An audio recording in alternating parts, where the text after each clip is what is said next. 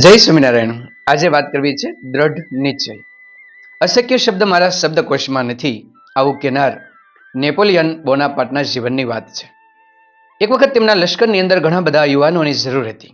આથી ભરતી કરવા માટે તેમને ઘણા બધા યુવાનોને બોલાવ્યા હતા અને આવડા વિશાળ અને શક્તિશાળી લશ્કરમાં જોડાવા કોણ તૈયાર ન થાય. અનેક યુવાનો હાજર રહ્યા હતા. શારીરિક મજબૂત અને સશક્ત હતા. બધા એને ભેગા કર્યા અને એક જ પ્રશ્ન પૂછવામાં આવ્યો કે તમે અહીં શા માટે આવ્યા છો? બધા યુવાનોએ અલગ અલગ જવાબ આપ્યો. એક કહે કે હું તો નોકરી માટે આવ્યો છું. તો બીજો કહે કે હું સેનાપતિની આજ્ઞાનું પાલન કરવા માટે અહીં આવ્યો છું. તો ત્રીજો યુવાન કહે હું તો સેવા માટે અહીં આવ્યો છું. અન્ય એક યુવાન કહે કે જ્યારે યુદ્ધ થશે ત્યારે જીતવા માટે હું અહીં આવ્યો છું.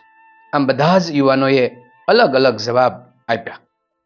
ત્યારે નેપોલિયને એ યુવાનોને પસંદ કરવાની જગ્યાએ થોડા યુવાનોને પસંદ કર્યા અને ઝાઝા યુવાનોને ત્યાંથી જતા કર્યા.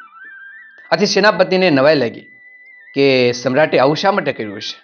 આપણે તો ઘણા બધા સૈનિકોની જરૂર હતી, તો અને થોડા સૈનિકો કેમ લીધા? બધા યુવાનો ગયા એટલે સેનાપતિએ પ્રશ્ન કર્યો, સમ્રાટ, આપણે તો ઘણા બધા યુવાનોની જરૂર હતી, આ તમે આટલા જ યુવાનોની પસંદગી કેમ કરી? અને ઘણા બધાએ સુંદર જવાબ પણ આપ્યા હતા. ત્યારે એ સમ્રાટે કહ્યું કે વાત સાચી છે, ઘણા બધાએ જવાબ આપ્યા હતા, પરંતુ એનો ઉત્તમ જવાબ તો આ થોડા યુવાનોએ જ આપ્યો હતો. બાકીએ તો બધાએ પોતાની રીતે જવાબ આપ્યો હતો. અને ઝાઝા અભાવવાળા જથ્થાને ભેગો કરીને શું કરવું? પોતાના મનમાં જ દ્રઢ સંકલ્પ ન હોય, દ્રઢ ઈચ્છા ન હોય, તો એને લશ્કરમાં લઈને શું ફાયદો? ત્યારે સેનાપતિએ કહ્યું કે આજે થોડા છે એને શું જવાબ આપ્યો હતો?